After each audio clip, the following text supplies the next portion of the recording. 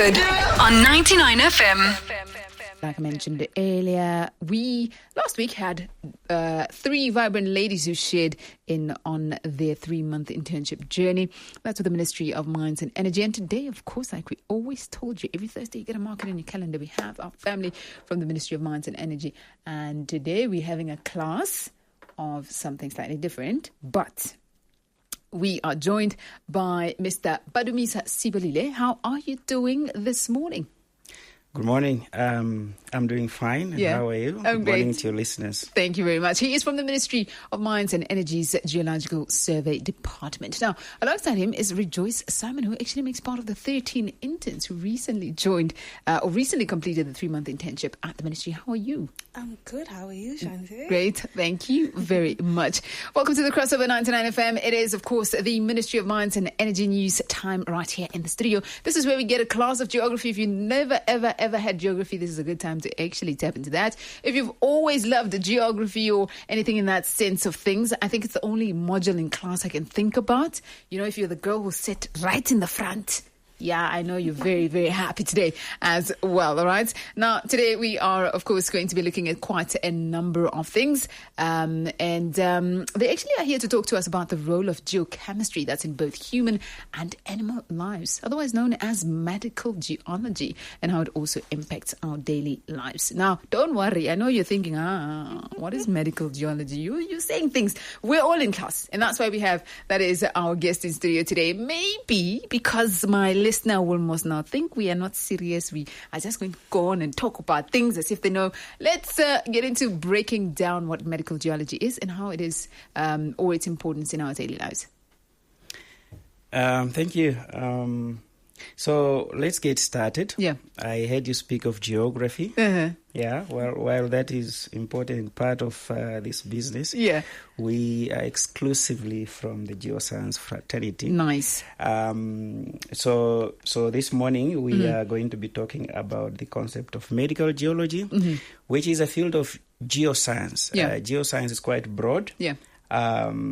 And I think that it is important that we delve into this because on average, when you speak geology and geoscience, the public out there construe that science to be only directed in the space of mineral sector.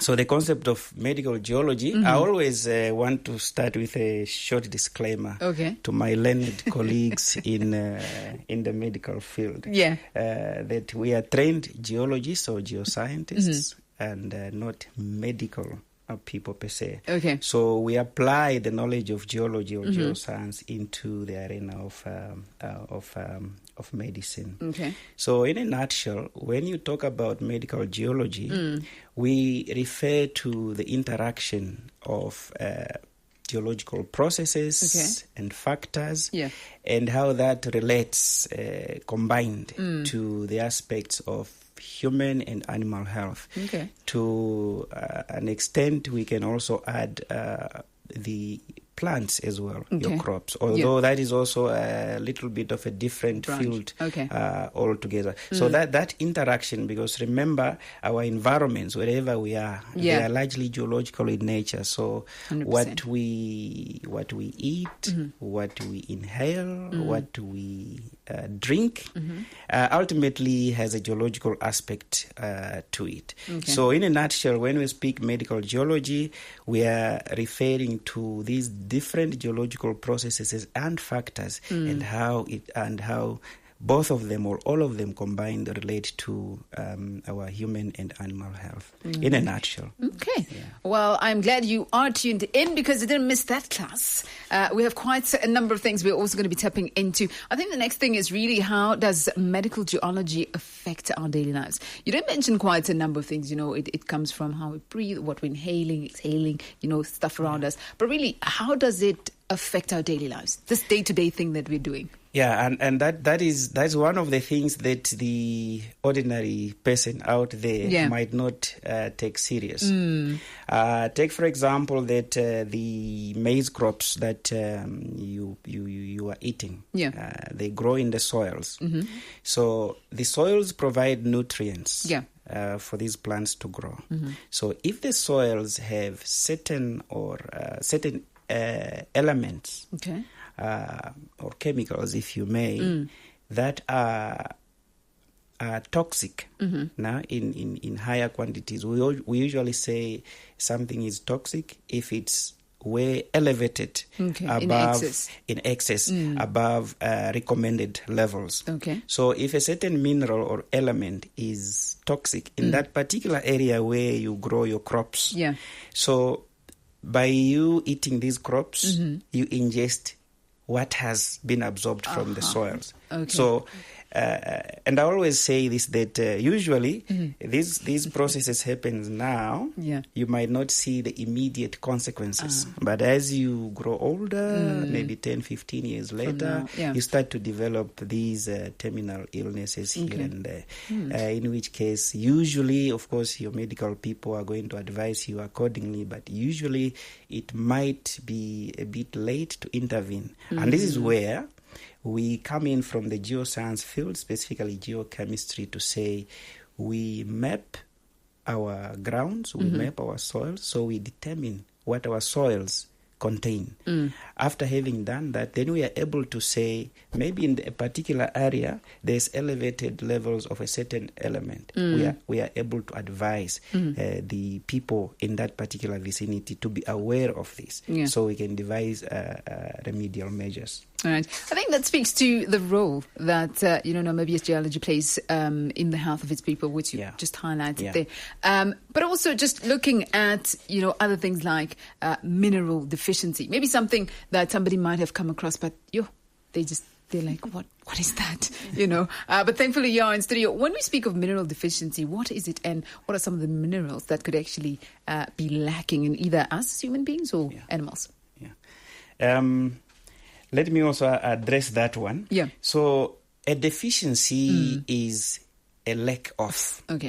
When that which is required in your system is way too low compared to what is recommended.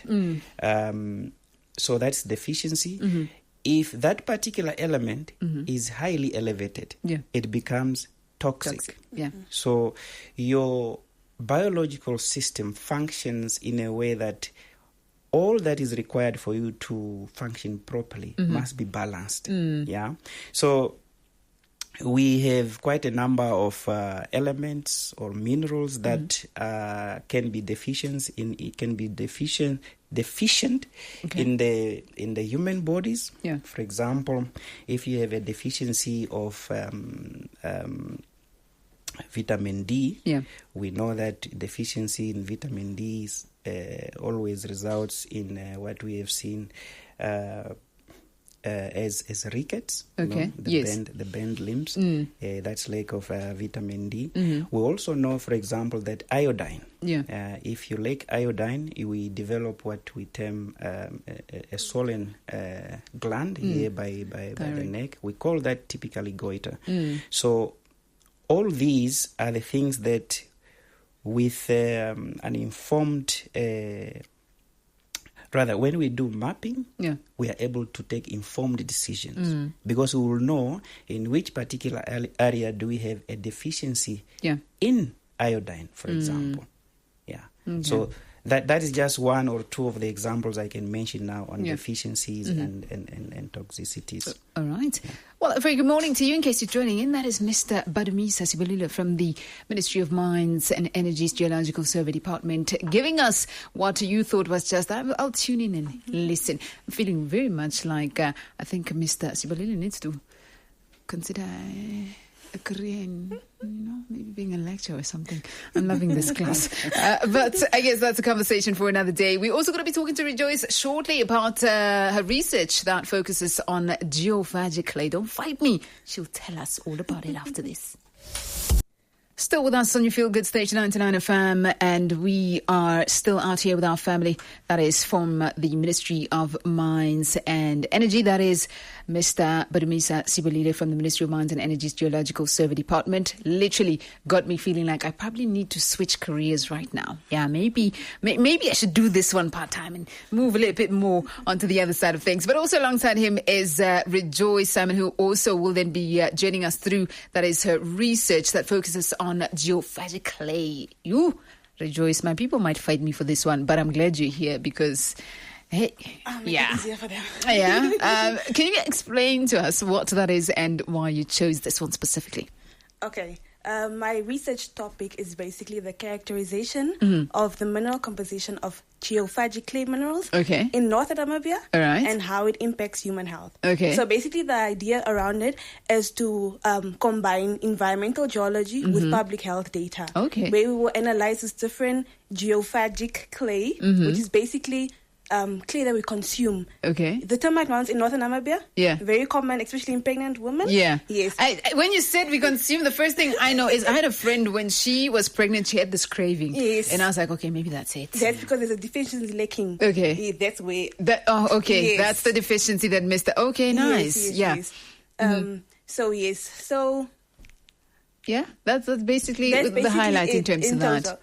Okay. Well, also, we are running out of time, but I mean, I'd wish to have this for an hour and more, but I know that we always have this every Thursday, so I'm already looking forward to next week and what we have in store for that. But really, overall, what message do you have for young Namibians who are interested in medical geology? Okay, I would encourage young Namibians to explore this growing field because it's very fascinating, but it is often overlooked. So, ask questions, stay curious. All right. Well, thank you so much for joining in and giving us an entire class of what might have cost us a couple of, a number of thousands, because this would have been a lecture we need to, a program we probably need to apply for. But thank you so much for taking time out to share that with us. Before we say goodbye, any final words from your side? I think the final word, like Rejoice has indicated, we need to encourage, especially young people, to look at medical geology as a career. Yeah. It's still a fairly field of study, fairly new field of study, and therefore it still requires quite a number of people to advance it as career. Okay. So we encourage the young people and also the public at large to understand that what the geologist does, what the geoscience space does, ultimately affects all of us. Yeah. All right. Thank you. Well, there you have it. And that concludes our chat this morning with our family from the Mines and Energy Ministry. Keep tabs on the Mines and Energy Ministry's social media pages for all updates and more. So I know you're possibly Googling some of those words as well. That should be part of your mission. And like Mr. Sibolile had indicated, it's fairly new. So maybe your interest just got a little bit of a spark there. And yes, you've got work to do in terms of research and just investigating a little bit more in terms of that. Tune in next week, same time. I'm talking 10:45. And of course, we'll be chatting a whole lot more, but possibly something different. Feel good on 99 FM.